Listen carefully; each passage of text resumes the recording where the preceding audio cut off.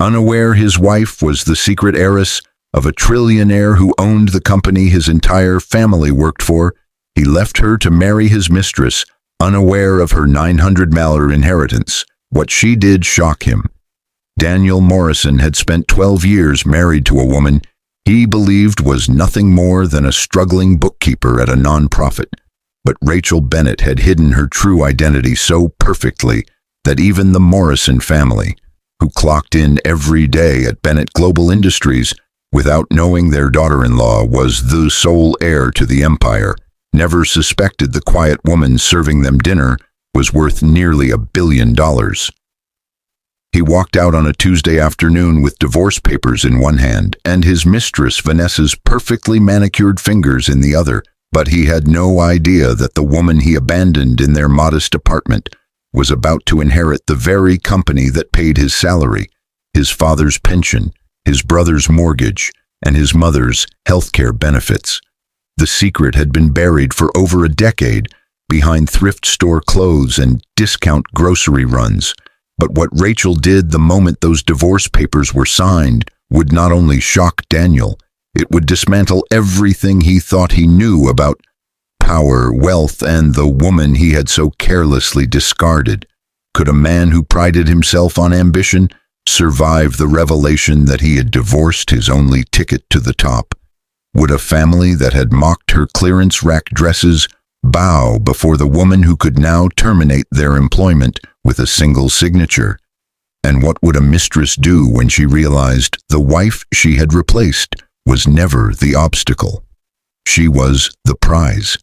Daniel Morrison believed he had finally made the right choice, but the weight of the divorce papers in his leather briefcase felt heavier than he expected as he rode the elevator up to the 42nd floor of Bennett Global Industries. He had signed them 3 days ago in the presence of a notary who looked bored, but Rachel had not contested a single term. No alimony demands, no property disputes, no tearful negotiations. She had simply signed her name in that careful script she had always used for grocery lists and birthday cards, but her eyes had held something he could not quite identify. It was not sadness or anger, but something closer to patience, as if she was waiting for a punchline only she could hear. The elevator doors opened with a soft chime, but Daniel's mind was already miles away, focused on the future he had carefully constructed with Vanessa. His mistress of 18 months had expensive tastes and even more expensive expectations, but she had promised him a life that Rachel's coupon-clipping existence could never provide. Vanessa worked in marketing on the 38th floor and wore designer labels that Rachel would have called wasteful, but Daniel had convinced himself that ambition required a partner who understood luxury rather than one who shopped at thrift stores out of principle. "Morrison, conference room now!" His manager's voice cut through the morning bustle of the corporate floor, but there was an edge to it that Daniel had never heard before. The usually jovial Tom Reynolds looked pale, and his hands trembled slightly as he adjusted his tie. 3 other senior employees were already filing into the glass-walled conference room, but their faces carried the same expression of confusion mixed with barely concealed panic. Daniel followed them inside, but his confidence wavered when he saw the woman standing at the head of the table. She was perhaps 60, with silver hair pulled back in an elegant chignon, but her eyes were sharp enough to cut through steel. She wore a charcoal suit that probably cost more than Daniel's car, but she introduced herself with a voice that expected immediate obedience. "My name is Margaret Chen, and I am the Chief Operating Officer of Bennett Global Industries," she announced, but she did not sit down. "As of this morning, there has been a significant change in ownership structure. The late Theodore Bennett's estate has been settled, and his sole heir has assumed control of all company assets and operations." The words hung in the air like a blade, but Daniel's mind was still processing the phrase, sole heir. Everyone knew that Theodore Bennett, the reclusive trillionaire who had built Bennett Global from a single manufacturing plant into a worldwide conglomerate, had died 6 months ago. The company had been operating under a board of trustees, But rumors had circulated that Bennett's fortune would be divided among various charities and distant relatives. No one had mentioned a sole heir. The new owner will be conducting a comprehensive review of all departments, personnel, and family connections within the organization, Margaret continued, but her gaze seemed to linger on Daniel for a fraction of a second longer than necessary. Anyone with questions about their employment status should direct them through proper channels.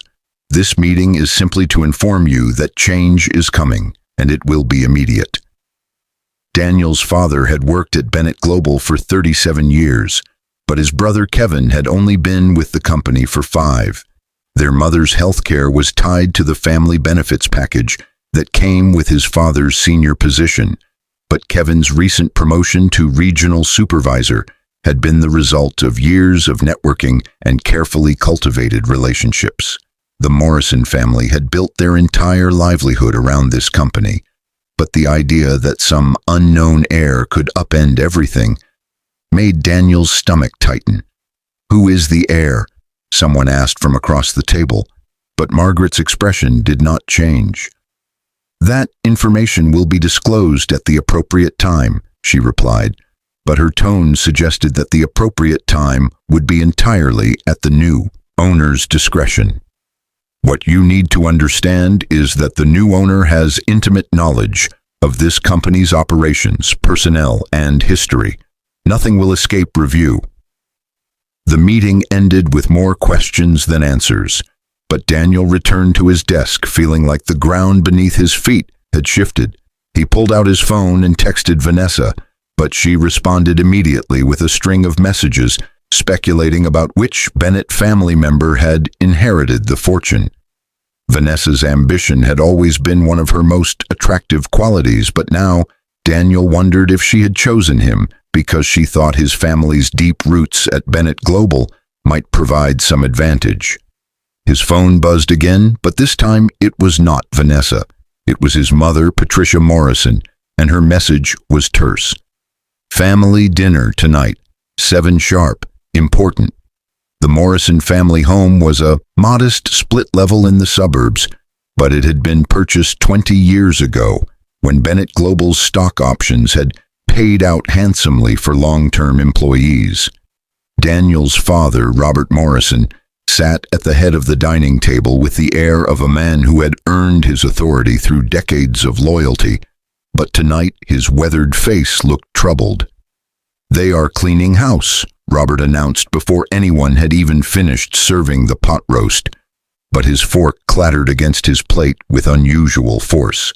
3 managers were let go today. No warning, no severance negotiation, just security walking them out with boxes. Kevin, Daniel's younger brother, leaned back in his chair with the cocky confidence of someone who believed his recent promotion made him untouchable, but even he looked uncomfortable. "It has to be about restructuring for the new owner. They probably want to bring in their own people." "That is what concerns me," Patricia interjected, but her voice was tight with worry. "If this new owner decides to purge anyone with family connections, we could all be vulnerable. Your father's pension is not vested for another 3 years. Kevin's promotion just increased our exposure, and Daniel—" She looked at her eldest son with the particular expression mothers reserve for children who have disappointed them, but Daniel already knew what she was thinking. His recent divorce had been a topic of strained family dinners for weeks. Patricia had never particularly liked Rachel, finding her too quiet and too frugal, but she had at least appreciated that Rachel never caused drama or made demands. "Rachel was never going to hold you back, but Vanessa is expensive," Patricia said bluntly, but she softened it with a sigh. "I just hope this new owner does not decide to make an example of our family for some reason." Daniel wanted to defend his choices, but something about his mother's words made him think of Rachel's expression when she had signed the divorce papers.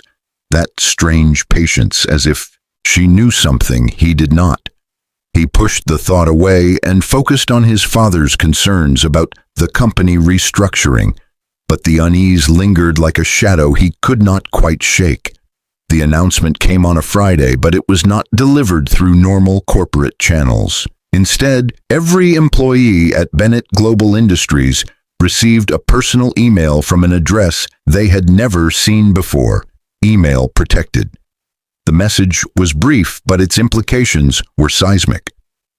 To all Bennett Global Industries personnel, effective immediately, I am assuming active control of all company operations as the sole heir to Theodore Bennett's estate. My grandfather built this company on principles of innovation, integrity, and family values. I intend to honor his legacy while implementing necessary changes to ensure the company's future. I have spent the last decade working within this organization under an assumed identity to understand its operations from the ground level. This was not an act of deception, but rather a commitment to earning the right to lead through experience rather than birthright. A company-wide assembly will be held Monday at 10 a.m. in the main auditorium. Attendance is mandatory. Rachel Bennett, Chief Executive Officer, Bennett Global Industries. Daniel read the email 3 times, but his brain refused to process the words in the order they appeared. Rachel Bennett. His Rachel, the woman who had clipped coupons and shopped at discount grocery stores and worked late nights at what she had claimed was a non-profit bookkeeping job. That Rachel could not possibly be the same Rachel Bennett who had just announced herself as the heir to a trillion-dollar empire. But the email had come from an official company address, but it had been verified by Margaret Chen in a follow-up message to all senior staff. Daniel's hands were shaking as he called Vanessa, but she did not answer. He tried again, but the call went straight to voicemail. He was about to try a third time when his phone lit up with a text from his brother. "Is this the same Rachel you just divorced?" Daniel's throat felt like sandpaper, but he managed to type back a single word. "Yes." Kevin's response came in seconds. "We are so screwed." The weekend passed in a blur of panicked family phone calls and frantic internet searches, but the pieces of the puzzle fell into place with horrifying clarity. Theodore Bennett had been notoriously private about his personal life, but a few archived society page photos revealed a daughter named Catherine Bennett, who had died in a car accident 28 years ago. Catherine had been pregnant at the time, but the baby had survived through emergency cesarean section. That baby had been named Rachel Catherine Bennett, but she had been raised by Theodore's household staff in deliberate obscurity to protect her from the predatory attention that came with extraordinary wealth. Daniel found a single photo from a private school graduation, a young woman with dark hair and serious eyes accepting a diploma, while Theodore Bennett watched from the audience with an expression of fierce pride. The photo was dated 12 years ago, but Daniel could not deny that the young woman in the grainy image was unmistakably Rachel. She had attended an elite university under a scholarship, but it had actually been funded by her grandfather's foundation. She had worked at what Daniel had believed was a struggling nonprofit, but it had been a Bennett Global subsidiary focused on community development. Every detail of her life had been carefully constructed to appear ordinary, but it had all been a test.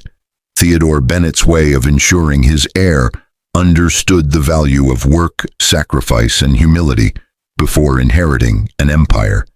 And Daniel had divorced her 3 weeks after her grandfather's will had been finalized. Vanessa finally returned his calls on Sunday evening, but her voice had lost its usual sultry confidence. "We need to talk," she said, but Daniel could hear traffic in the background as if she was calling from her car. "I am at your apartment. Let me in." When Daniel opened the door, Vanessa pushed past him with the manic energy of someone whose carefully laid plans had just exploded, but she was carrying a bottle of wine and wearing the kind of outfit she usually reserved for corporate networking events. She poured herself a glass without asking if Daniel wanted one, but she downed half of it before speaking. "Do you have any idea what you have done?" she demanded. but her perfectly applied makeup could not hide the panic in her eyes. Rachel Bennett, Rachel Bennett, you divorced the woman who now owns the company that employs your entire family, and you did it to be with me. Daniel had been thinking the same thing for 48 hours, but hearing Vanessa say it out loud made it real in a way that was physically painful. I did not know, he said weakly, but even he recognized how pathetic it sounded. Of course you did not know, because she was testing you. Vanessa's voice rose to a pitch that would have been embarrassing in any other context, but she was beyond caring about appearances. She spent 12 years living like a normal person to see if you would love her for herself, and you failed. You failed so spectacularly that you left her for someone else the moment her grandfather died, and she was about to inherit everything. I loved her, Daniel protested, but the words felt hollow even as he said them. You loved the idea of her, Vanessa corrected, but her tone was bitter. The quiet, grateful wife who would not challenge you or cost you anything. But the moment she was about to become more powerful than you could ever dream of being, you left her for someone who seemed more ambitious. Except Rachel was always the ambitious one. She just hid it behind thrift store clothes and coupon books. Daniel poured himself a glass of wine with shaking hands, but he could not argue with Vanessa's assessment.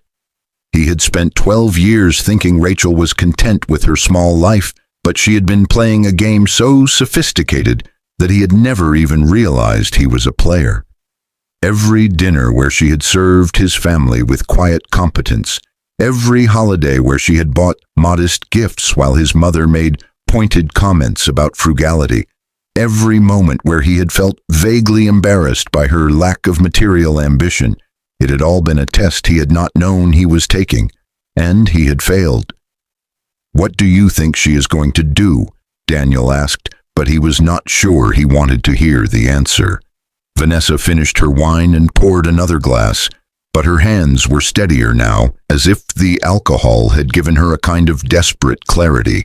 I think she is going to make an example of everyone who underestimated her, starting with you.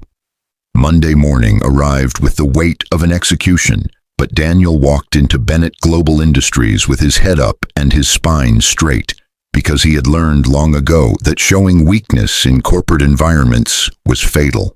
The main auditorium was already packed when he arrived, but his family had saved him a seat near the front. His father looked like he had aged 10 years over the weekend, but his mother's face was set in an expression of grim determination. Whatever happens, we stay dignified, Patricia whispered, but her grip on her purse was tight enough to turn her knuckles white. We do not give her the satisfaction of seeing us break. The lights dimmed at precisely 10 a.m., but the stage remained empty for a long moment before Rachel walked out from the wings. She wore a navy suit that Daniel had never seen before, but it was clearly custom-tailored and probably cost more than every outfit she had owned during their marriage combined. Her hair was still pulled back in the same simple style she had always preferred, but there was a confidence in her posture that Daniel had somehow never noticed. Or perhaps it had always been there, but he had been too busy dismissing her to see it. She did not smile as she took her position at the podium, but her eyes swept across the audience with the kind of measured assessment that made everyone in the room sit a little straighter. Good morning, Rachel began, but her voice was clear and strong without needing amplification. As many of you now know, I am Rachel Bennett, and I am the sole heir to my grandfather, Theodore Bennett's estate. For the past 12 years, I have worked within this company under the name Rachel Morrison, living on an entry-level salary and deliberately concealing my identity. A murmur rippled through the auditorium, but Rachel continued without acknowledging it. My grandfather believed that true leadership could not be inherited. It had to be earned through experience, sacrifice, and understanding the lives of the people you would eventually lead. So he gave me a choice when I turned 18. I could accept my inheritance immediately and live as a trust fund heir, or I could spend a decade living as an ordinary employee, proving that I understood the value of work before claiming the responsibility of ownership. She paused, but the silence in the auditorium was absolute. I chose to earn it, Rachel said, but there was no pride in her voice, only simple fact. I worked in community development for a Bennett Global subsidiary. I married a man who worked in this building. I lived in a modest apartment and shopped at discount stores and learned what it meant to worry about money because I believed that was the only way to truly understand the people who build this company every day. Daniel felt his father stiffen beside him, but he could not look away from Rachel's face. 3 weeks ago, my grandfather's will was finalized and I became the official owner of Bennett Global Industries. Rachel continued, but her tone remained even. 2 days later, my husband filed for divorce so he could marry his mistress. He did this believing I was a struggling bookkeeper with no prospects and no value beyond what I could provide as a convenient wife. The murmur in the auditorium became a low buzz of shocked recognition, but Rachel raised one hand and the room fell silent again. I tell you this not to embarrass anyone but to illustrate a point, she said, but her eyes found Daniel's across the crowd and held them with the force of a physical blow. This company has spent decades rewarding people who looked successful, rather than people who were effective. My grandfather built Bennett Global by valuing substance over appearance, but somewhere along the way, we lost that principle. People have been promoted because they wore expensive clothes and drove luxury cars, not because they understood the work. Employees have been dismissed because they seemed too humble, too quiet, too ordinary, even when they were the most competent people in the room. Daniel's mother made a small sound beside him, but Rachel's gaze had already moved on. That changes today, Rachel announced, but her voice carried the weight of absolute authority. I am implementing a comprehensive review of all personnel, with a particular focus on nepotism, favoritism, and performance metrics. If you have earned your position through skill and dedication, you have nothing to fear. But if you have advanced because of family connections, personal relationships with supervisors, or simply because you knew how to look impressive in meetings, you should be very concerned. The auditorium erupted in noise, but Rachel waited for it to subside before continuing. Additionally, I am establishing a whistleblower program that will allow any employee to report discrimination, harassment, or unfair treatment, without fear of retaliation, she said, but her expression suggested that retaliation would be met with immediate termination. I spent 12 years watching people be overlooked because they did not fit someone's idea of what success should look like. That ends now. She stepped back from the podium, but she was not finished. One final announcement, Rachel said, but her voice was quieter now, as if what she was about to say was personal rather than professional. My $900 inheritance includes a personal trust that I can allocate at my discretion. I am establishing the Catherine Bennett Foundation in honor of my mother, who died before I could know her. This foundation will focus on supporting women who have been underestimated, undervalued, or dismissed because they did not fit conventional definitions of ambition. Her eyes found Daniel's again, but this time there was something like pity in her expression. I could have told my husband who I was at any point during our marriage, Rachel said, but her voice carried to every corner of the auditorium. I could have revealed my identity and watched him suddenly value me in ways he never had before. But I wanted to know if he could love me when I appeared to have nothing to offer except myself. The answer was no, and that taught me more about character than any business degree ever could. She walked off the stage without another word, but the auditorium remained frozen in shocked silence for a long moment before erupting into chaos. Daniel's termination letter arrived by courier that afternoon, but it was not what he expected. Instead of immediate dismissal, he had been transferred to a community development project in a rural area 6 hours away. The salary was half what he had been making, but the letter noted that his performance over the next year would determine whether he had a future with the company. His father received a similar letter, but Robert's new position was in logistics coordination at a regional warehouse.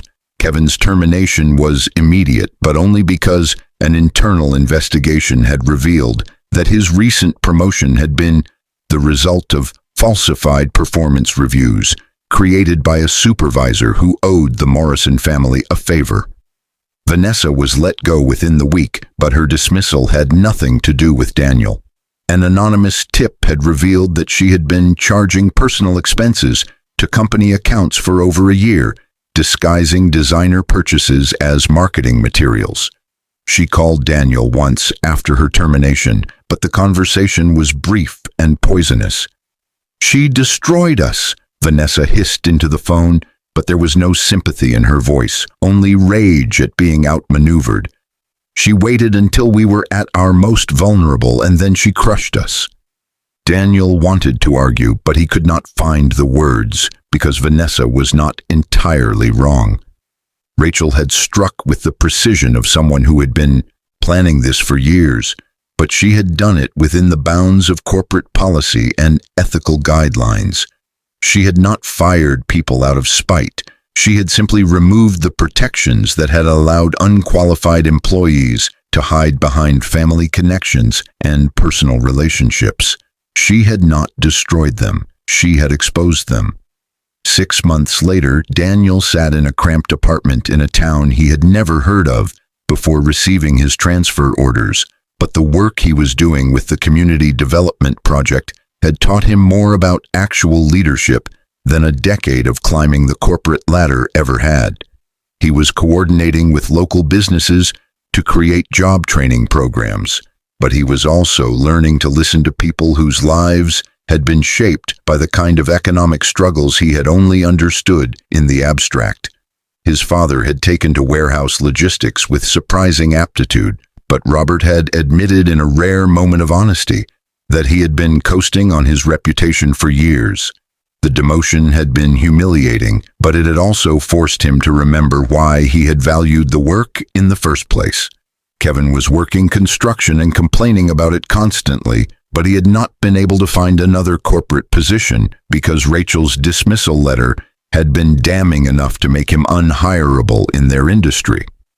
Patricia had been forced to take a job as a receptionist when Robert's benefits package was reduced with his demotion, but she had stopped making pointed comments about other people's choices because her own pride had been revealed as fragile as tissue paper. The Morrison family had survived, but they had been fundamentally changed by the revelation of Rachel's true identity and the systematic dismantling of the advantages they had taken for granted.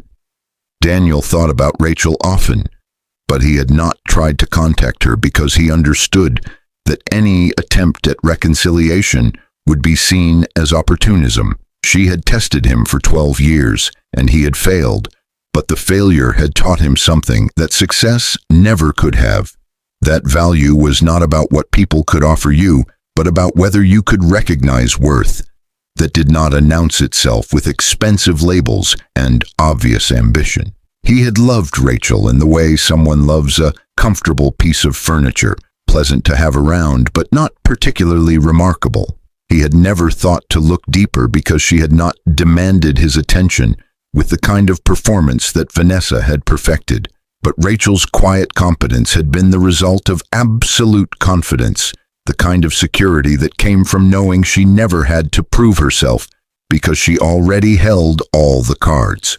She had been playing chess while he was playing checkers, but she had done it with such subtlety that he had never even realized there was a game.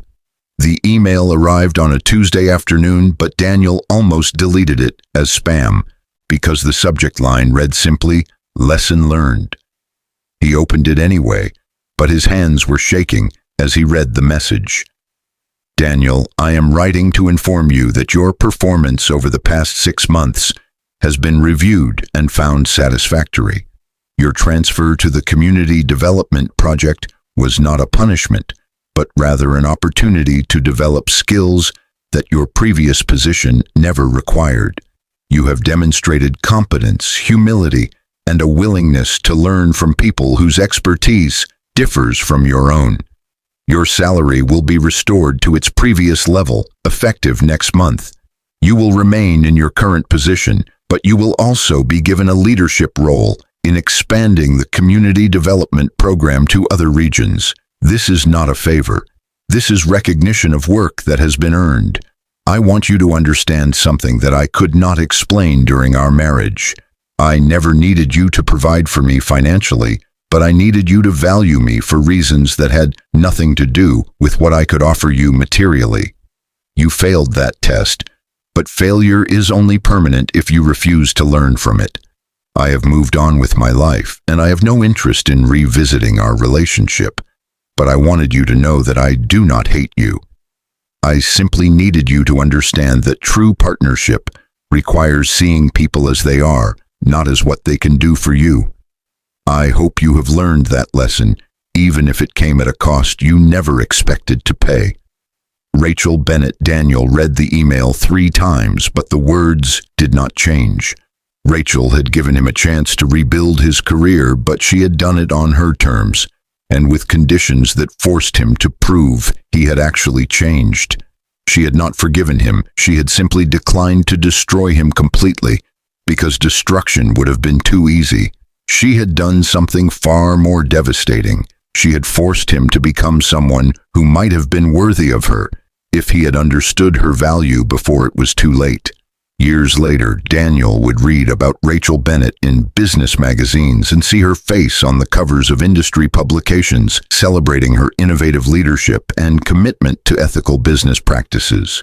She had transformed Bennett Global Industries from a traditional corporation into a model of sustainable development and employee empowerment, but she had done it without sacrificing profitability or market dominance. She had married eventually a marine biologist who studied deep-sea ecosystems and had never heard of Bennett Global Industries before meeting her at a conservation fundraiser. The wedding photos showed a woman who looked genuinely happy rather than simply content. But Daniel recognized that Rachel's smile in those pictures carried a warmth that had never quite reached her eyes during their marriage. She had been waiting for someone who could see her without the interference of wealth or power, but Daniel had only been able to see those things, or rather their absence. The shock of discovering his wife had been a secret trillionaire heiress had been devastating, but the true shock had come from understanding that she had chosen poverty over revealing herself because she valued authenticity more than comfort. She had lived in their modest apartment and shopped at discount stores and worked late nights, not because she had to, but because she wanted to know if Daniel could love someone who appeared to have nothing. He had failed that test spectacularly, but Rachel had given him the chance to learn from his failure. She had not destroyed the Morrison family. She had simply removed the artificial supports that had allowed them to mistake privilege for competence. What she had done had shocked Daniel not because it was cruel, but because it was precisely calibrated to teach rather than punish. She had measured out consequences with the same careful attention she had once used to clip coupons, but the lesson had been worth every moment of humiliation and loss. Daniel Morrison had spent 12 years married to a woman worth nearly $1 billion without ever realizing that the greatest fortune was not her inheritance, but her willingness to be ordinary long enough to reveal who he really was. And by the time he finally understood that, Rachel Bennett had already moved on to a life where people valued her for all the right reasons, reasons that Daniel had never thought to look for until it was far too late. 5 years had passed since the auditorium announcement that had rewritten the Morrison family's understanding of power, but Daniel still kept Rachel's email in a folder labeled Perspective on his laptop. He reread it occasionally when his ego threatened to convince him that his professional rehabilitation had been entirely his own doing, but the truth was that every opportunity he had received since that devastating revelation had been because Rachel Bennett had chosen measured justice over vindictive destruction. The Community Development Division of Bennett Global Industries had expanded into 17 states under Daniel's leadership, but he had learned to credit his team's collective expertise rather than claiming sole responsibility for successes that required dozens of people working in coordination. His apartment was still modest by choice rather than necessity, but the difference now was that he understood the distinction between frugality and performance. He drove a reliable sedan instead of a luxury vehicle, but he donated the difference to the Catherine Bennett Foundation every year as a private act of penance that no one but his accountant ever saw. His father had retired from Bennett Global 6 months earlier with a pension that had been quietly increased by Rachel's personal intervention. But Robert Morrison had learned something about humility that 40 years of corporate climbing had never taught him. He volunteered at a job training center twice a week, but he spent most of his time listening to younger workers talk about their struggles rather than dispensing advice from a position of assumed authority. Patricia had discovered she actually enjoyed reception work because it allowed her to interact with people without the pressure of maintaining social status, but she had also stopped making cutting remarks about other people's choices because her own fall from grace had taught her that judgment was a luxury no one could truly afford. Kevin had surprised everyone by thriving in construction work, but he had eventually started his own small contracting business that specialized in affordable housing renovations. He still complained about the physical labor, but there was a satisfaction in his voice now that had been absent during his corporate career.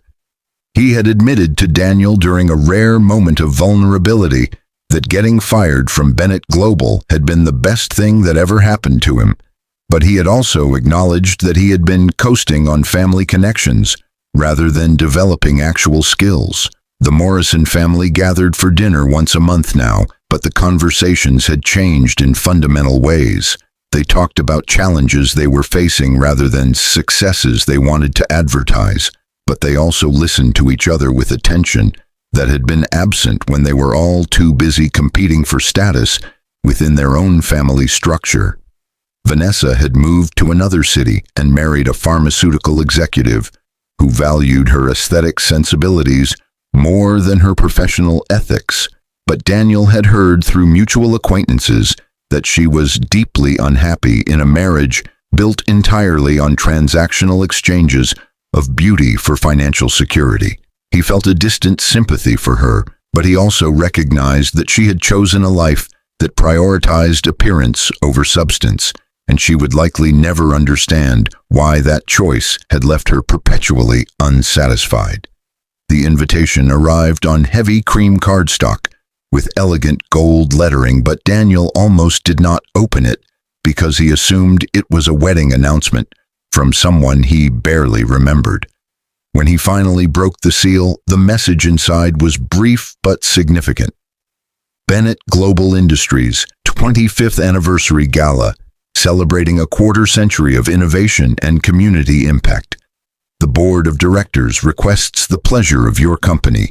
Saturday, October 14th, 2029, Grand Ballroom Metropolitan Hotel. Black tie optional personal note from Rachel Bennett. Your work with the Community Development Division has exceeded expectations and contributed significantly to the company's mission. Your presence would be appreciated. Daniel stared at the personal note for a long time, but he understood that this was not an olive branch or an invitation to revisit their past relationship. Rachel was acknowledging his professional growth while maintaining appropriate boundaries, but the fact that she had included a personal note at all suggested that she did not hold active resentment toward him.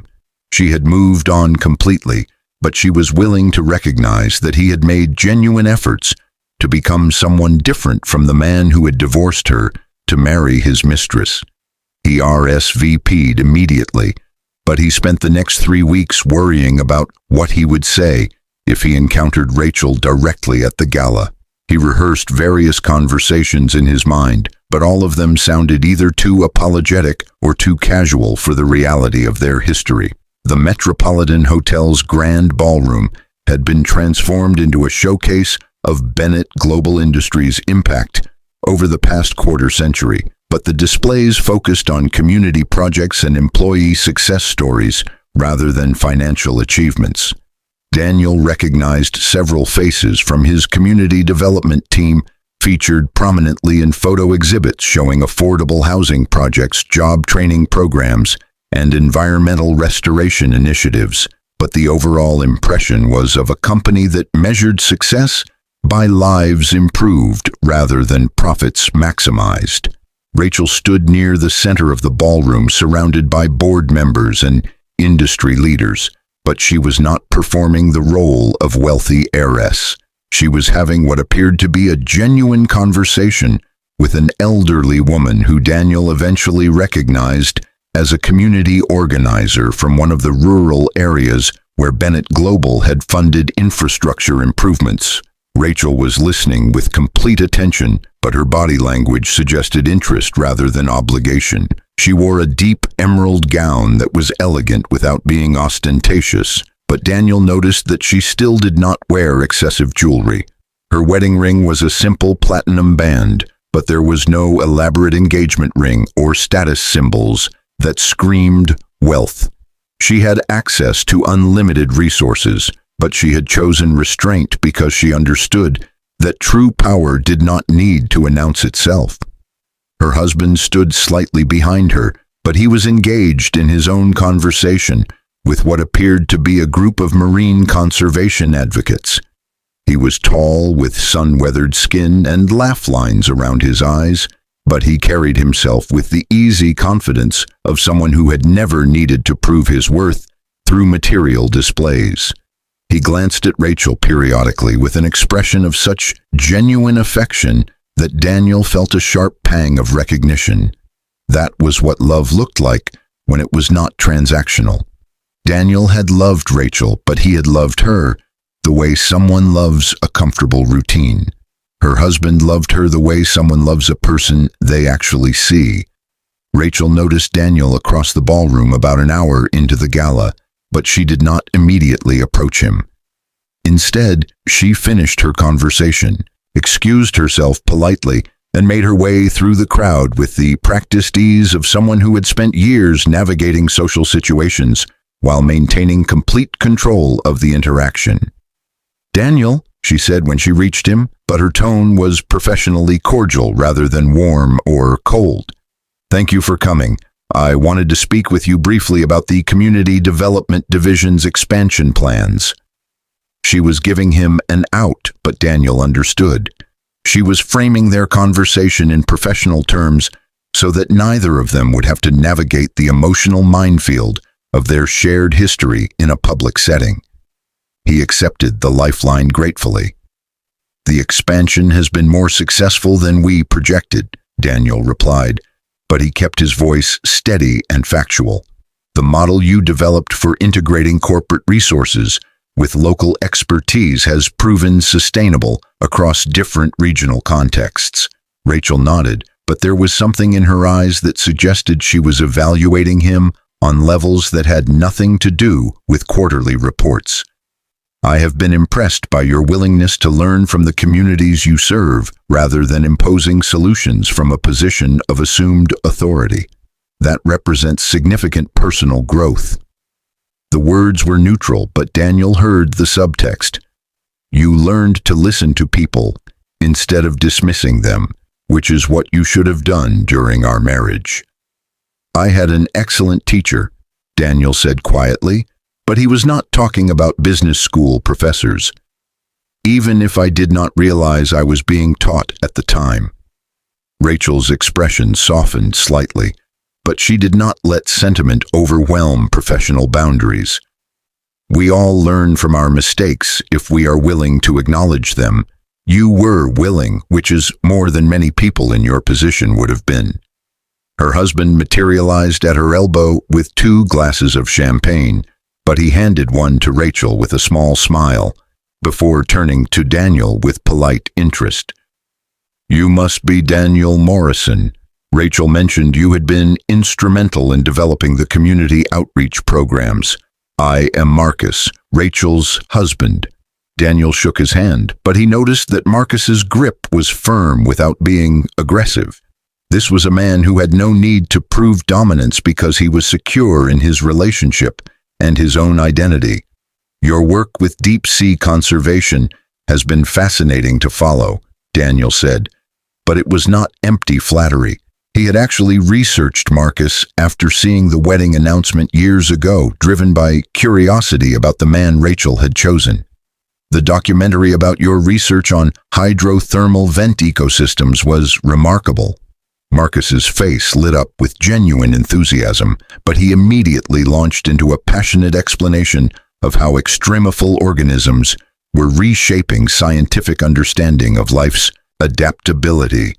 Rachel watched her husband with an expression of amused affection, but Daniel could see that she loved Marcus's complete lack of social calculation. He talked about his work because he loved it, not because he was trying to impress anyone. After a few minutes, Rachel gently steered Marcus toward another group of guests, but she paused to look back at Daniel with an expression that was difficult to read. "I am glad you came tonight," she said, but her voice was quiet enough that only Daniel could hear. "Not because I needed closure or wanted to revisit the past, but because I wanted to see that you had actually changed rather than simply performing change to advance your career." Daniel felt his throat tighten, but he managed to respond. "I did not change because I wanted to advance my career. I changed because I finally understood what I had lost, and I did not want to be the kind of person who could lose it again without recognizing what was happening." Rachel studied him for a moment, but then she nodded slowly. "That is the right answer, not the clever answer or the strategic answer, but the right one. I hope you find someone who appreciates the person you have become, Daniel. You deserve that, even if we were not right for each other." She walked away before he could respond, but Daniel watched her rejoin her husband and laugh at something he said with unguarded joy. She had found someone who loved her without needing her to perform or prove her worth, but she had also become someone who could accept that love without testing it constantly, because she had already tested everyone who needed testing. Daniel Morrison had failed her examination 12 years ago, but she had given him the opportunity to retake the test with different stakes and clearer understanding of what mattered. He had not won her back. That had never been a possibility, but he had won something more valuable: the knowledge that he was capable of growth, change, and recognizing worth that did not advertise itself. The gala ended near midnight, but Daniel stayed until the final guests departed because he wanted to remember this moment clearly. He had arrived at the event nervous and uncertain, but he was leaving with a sense of closure that he had not expected to find. Rachel had moved on so completely that their shared history was simply a footnote in her remarkable life, but she had been generous enough to acknowledge that he had learned from his mistakes, rather than simply repeating them with better camouflage. As he walked to his car through the hotel's parking garage, Daniel thought about the man he had been when he signed those divorce papers 5 years ago. That Daniel had believed that ambition required external validation and that success was measured by comparing yourself favorably to everyone around you. He had traded a quiet, competent wife for a flashy mistress because he had confused performance with substance, but the shock of discovering Rachel's true identity had shattered that illusion so completely that he could never rebuild it. The revelation that his wife had been the secret heiress of a trillionaire who owned the company his entire family worked for had been devastating, but the deeper shock had come from understanding that she had chosen to live modestly, not because she lacked resources, but because she wanted to test whether people could value her without the interference of wealth. He had failed that test catastrophically by leaving her to marry his mistress, unaware of her 900 inheritance. But what she did afterward had shocked him more than any amount of money ever could. She had not destroyed him out of revenge. She had rebuilt him through precise application of consequences that forced him to develop the qualities he should have had all along. Rachel Bennett had taught Daniel Morrison that true power was not about dominating others, but about understanding them well enough to know exactly what lessons they needed to learn. She had measured his character and found it wanting, but she had also given him the tools to develop a better character if he was willing to do the work. 5 years later, Daniel understood that the greatest gift Rachel had given him was not forgiveness or reconciliation, but the clear-eyed recognition that he was capable of being someone better than the man who had dismissed her as ordinary. As he drove home through empty city streets, Daniel Morrison finally understood what Rachel had known all along, that the most valuable inheritance was not money or power or status, but the ability to recognize worth in people who did not advertise it, and the humility to learn from people who had no obligation to teach you. Rachel had possessed both qualities naturally, but Daniel had needed to have his entire world destroyed before he could begin to develop them.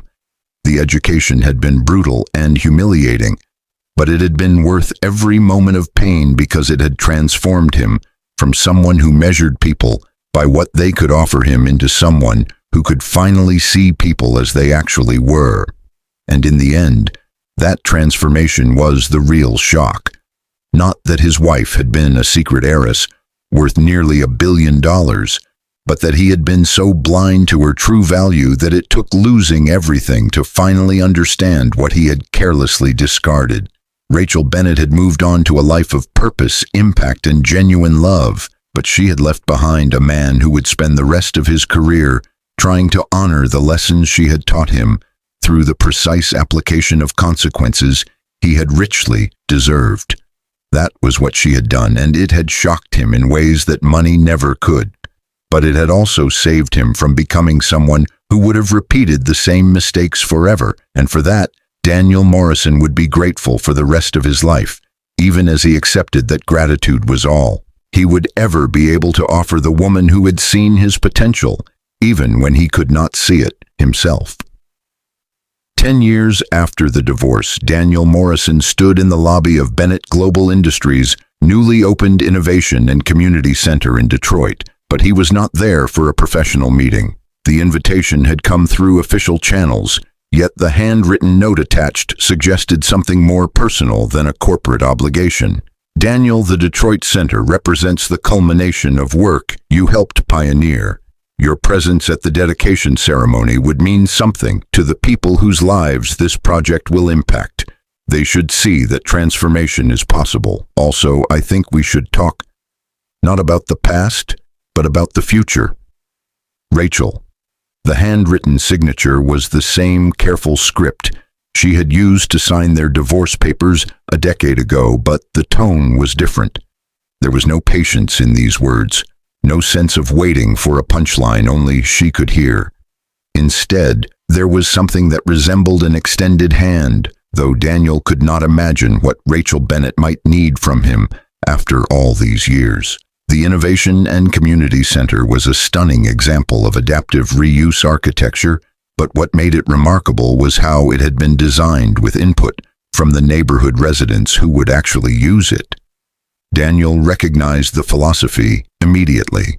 It was the same approach he had learned to value during his years in community development, the methodology that Rachel had embedded into Bennett Global Industries' DNA through relentless insistence that expertise existed outside corporate boardrooms. He found her in a conference room reviewing final preparations with her team, but she looked different than she had at the gala 5 years earlier. Her hair was shorter, styled in a practical cut that suggested someone who no longer had time for elaborate morning routines. She wore slacks and a simple blouse rather than a power suit, but the room deferred to her with the automatic respect reserved for leaders who had earned authority through demonstrated competence rather than inherited position. She noticed Daniel through the glass wall and gestured for him to enter, but she did not interrupt her conversation with a young woman who was presenting data on job placement rates from their training programs. Rachel listened with complete attention, asked 3 precise questions that revealed she had already studied the data in detail, and then approved a budget expansion that would allow the program to serve twice as many participants. "Thank you, Jennifer. Excellent work," Rachel said, but the praise was sincere rather than performative. She turned to Daniel as the team filed out, but her expression was unreadable. "Thank you for coming. I know Detroit is a long trip from your regional office." The invitation suggested it was important, Daniel replied carefully, but he was still trying to understand why Rachel had requested his presence personally, rather than simply including him on the general guest list. Rachel gestured to a chair and sat across from him, with the deliberate posture of someone preparing to have a difficult conversation. "I wanted to talk to you about something that has been on my mind for several years, but the timing never felt appropriate until now." Daniel felt his pulse quicken, but he forced himself to remain calm. "I am listening. When I discovered my grandfather had designed a test that required me to live as an ordinary person for a decade, I was furious," Rachel began, but her voice was steady despite the confession.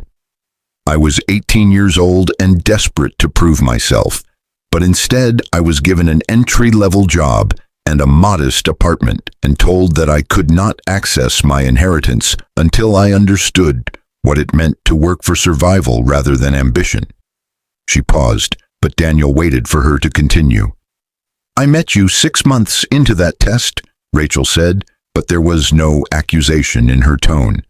"You were confident and charming, and you seemed to genuinely like me even though I had nothing to offer except myself. I fell in love with you because you did not know who I was, and that felt like the purest form of validation I could receive." Daniel's throat felt tight, but he managed to ask, "What changed?"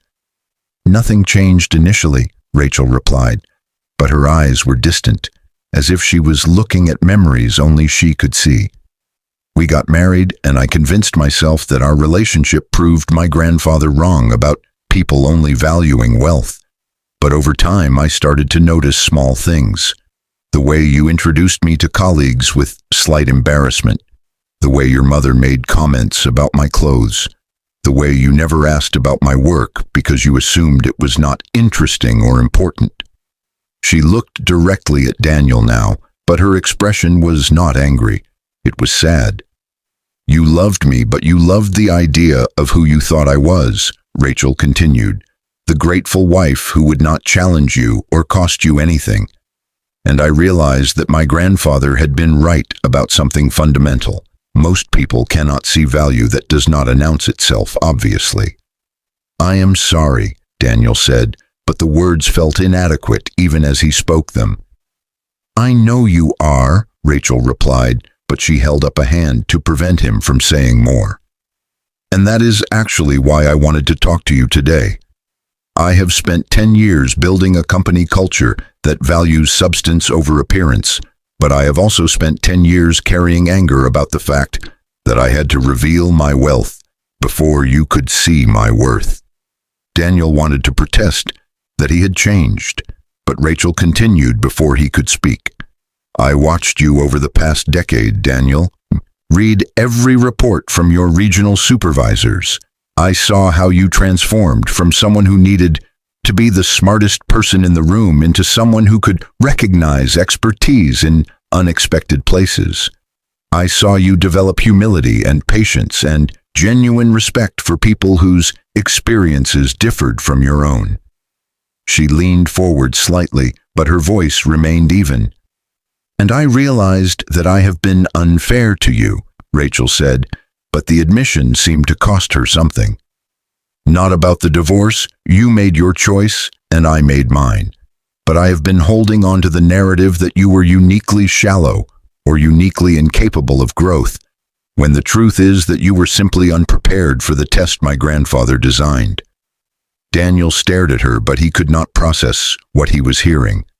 "My grandfather spent his entire life believing that people needed to be tested before they could be trusted with power or responsibility," Rachel explained, but there was frustration in her voice now.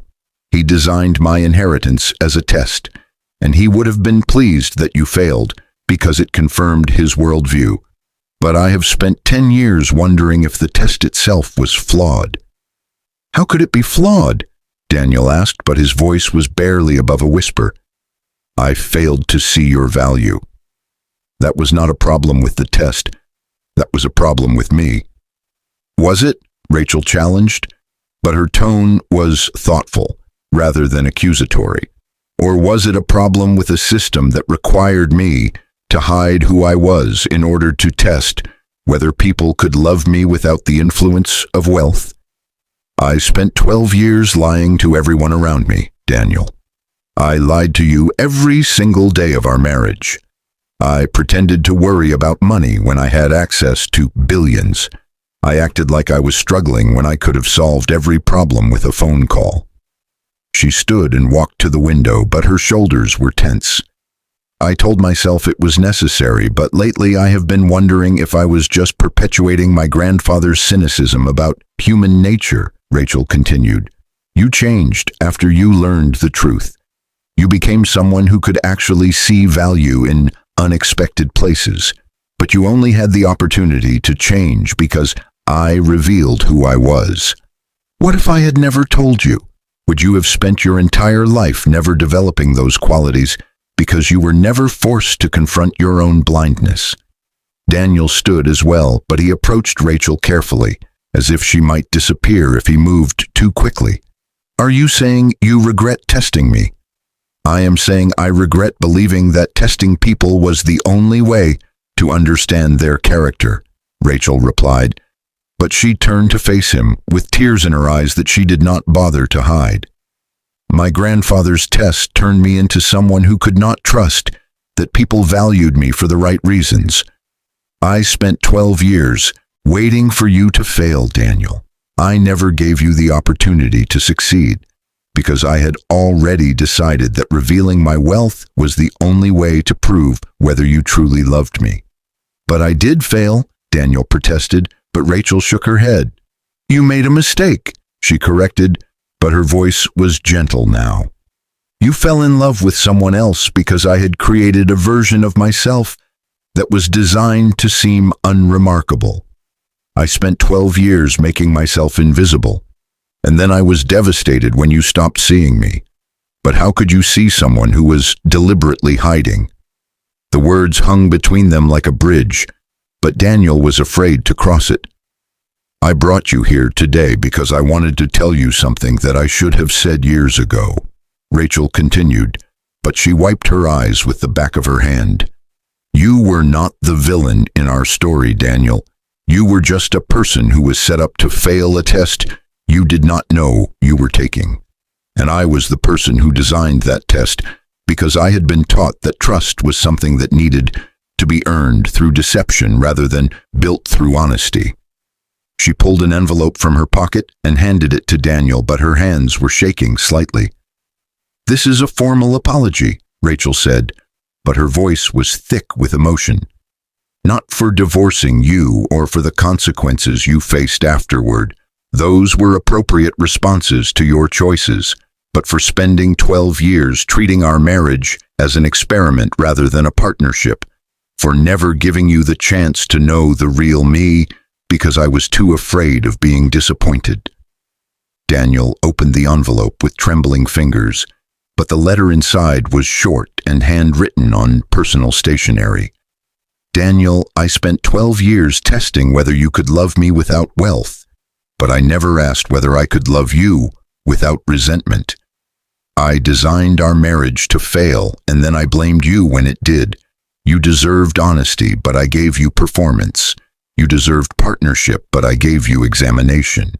You deserved the chance to know the woman you married, but I gave you a carefully constructed facade designed to prove my grandfather's cynical theories about human nature. I do not want to restart our relationship. That ship has sailed and we are both different people now. But I wanted you to know that I have spent 10 years learning the same lesson I forced you to learn. That real love requires seeing people clearly, not testing them constantly. Thank you for becoming someone who could learn from failure. I am still learning that lesson myself. With respect and regret, Rachel Daniel read the letter twice, but tears were blurring his vision by the time he finished. "I do not understand," he said finally, but his voice was hoarse. "Why are you apologizing? I was the one who left. I was the one who failed to see your value." "Because I realized something over the past decade," Rachel replied, but she was crying openly now.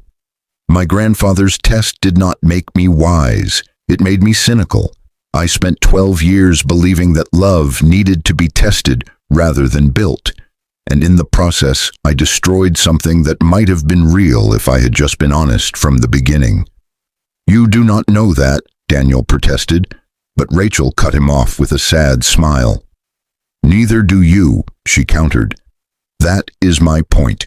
We will never know what our marriage could have been because I was too busy testing you to actually build something with you.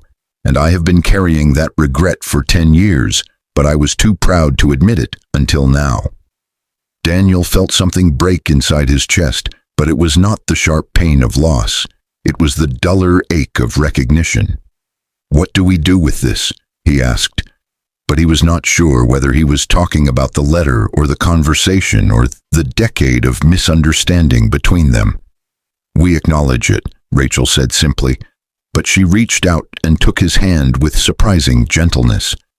"We acknowledge that we were both trying to protect ourselves in ways that made real connection impossible.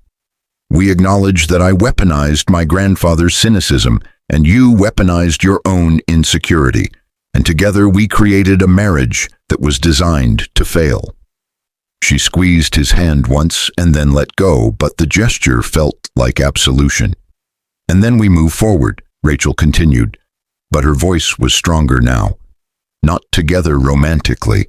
That time has passed for both of us. But maybe as people who understand each other better than we did when we were married. You have learned to see value in unexpected places, and I have learned that testing people is just another form of control masquerading as wisdom." The dedication ceremony for the Innovation and Community Center happened 2 hours later, but Daniel stood next to Rachel on the stage with a clarity he had not felt in years. She spoke about the importance of community-driven development and the necessity of listening to expertise that existed outside traditional power structures. But Daniel heard the subtext clearly. She was talking about the lessons they had both learned through painful experience. When it was Daniel's turn to speak, he did not deliver the prepared remarks his team had drafted. Instead, he told the truth. 10 years ago, I was taught a lesson about value and character that I did not know I needed to learn," Daniel began, but he could feel Rachel's attention on him, even though he was looking at the audience. "I had spent my entire career measuring people by what they could offer me rather than by who they actually were. And when I was given the opportunity to see someone clearly, I failed because I was looking for the wrong things." He paused, but the audience was silent. "The person who taught me that lesson did so by showing me the consequences of my blindness," Daniel continued, but his voice remained steady. "But what I learned over the past decade is that the lesson was incomplete. I learned to look deeper and value substance over appearance, but I never questioned whether the test itself was fair." He turned to look at Rachel directly, but she was watching him with an expression of cautious hope.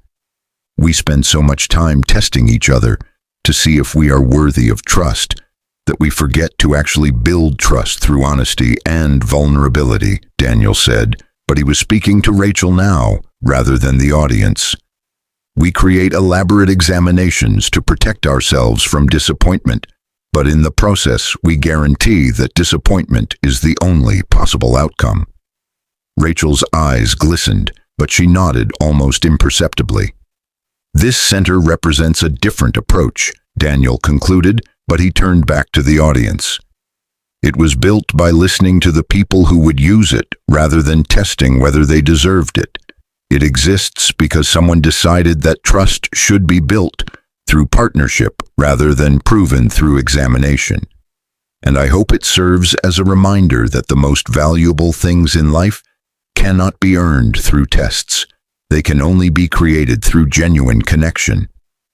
The applause was polite but confused. But Daniel did not care because Rachel was smiling at him with something that looked like forgiveness.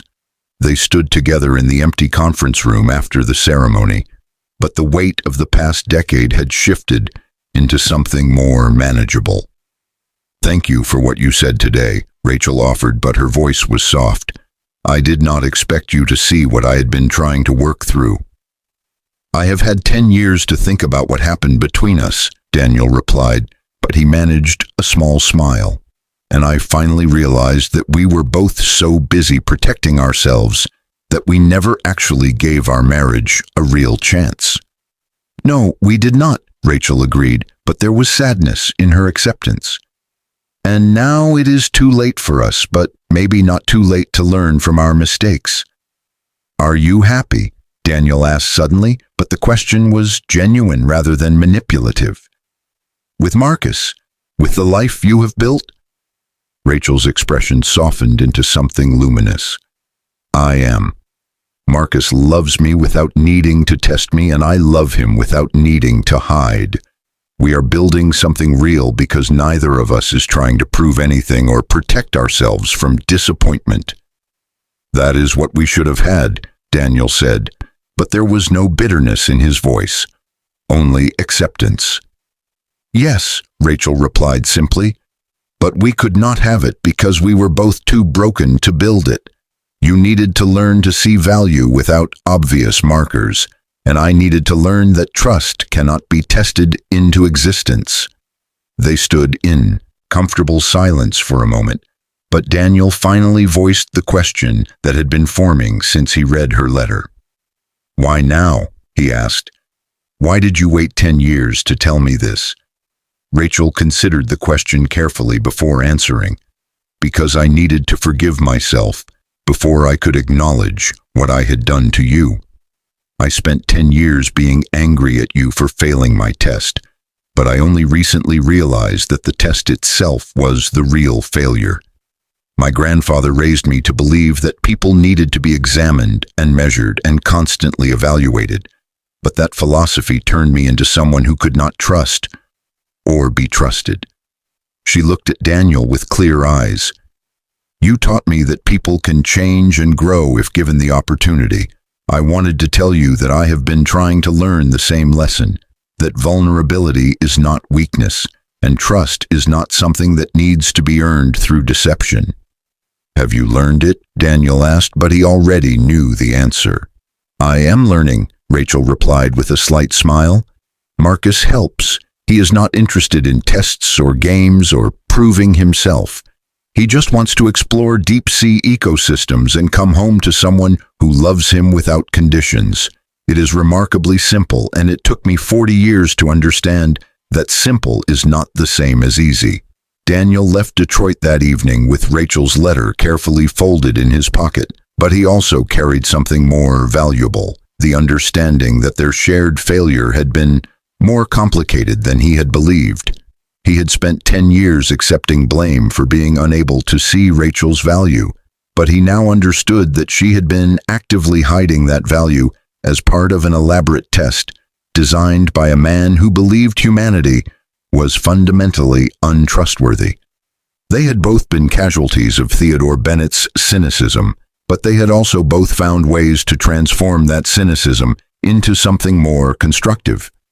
Rachel had built a company that valued authenticity over performance, but she had also learned that requiring people to prove themselves constantly was just another form of control. Daniel had learned to recognize value in unexpected places, but he had also learned that growth required failure, and that failure was only permanent if you refused to learn from it. Their marriage had been doomed from the start, but not because Daniel was shallow or because Rachel was too valuable for him to appreciate. It had been doomed because Rachel had designed it as an examination rather than a partnership, and Daniel had been unprepared for a test he did not know he was taking. But from that doomed marriage, they had both extracted lessons that had made them better leaders, better partners to other people, and better versions of themselves. The shock of discovering his wife had been a secret trillionaire heiress had devastated Daniel, but Rachel's admission that she had been wrong To test him that way had healed something he had not realized was still broken. As his plane lifted off from Detroit Metro Airport, Daniel Morrison finally understood the full complexity of what Rachel Bennett had done. She had not just taught him to see value in unexpected places, she had also shown him that even the teachers make mistakes, and that real wisdom comes from acknowledging those mistakes rather than defending them. What she did had shocked him twice. Once when she revealed her wealth and dismantled his comfortable assumptions about power and worth, and again when she admitted that her test had been as flawed as his blindness.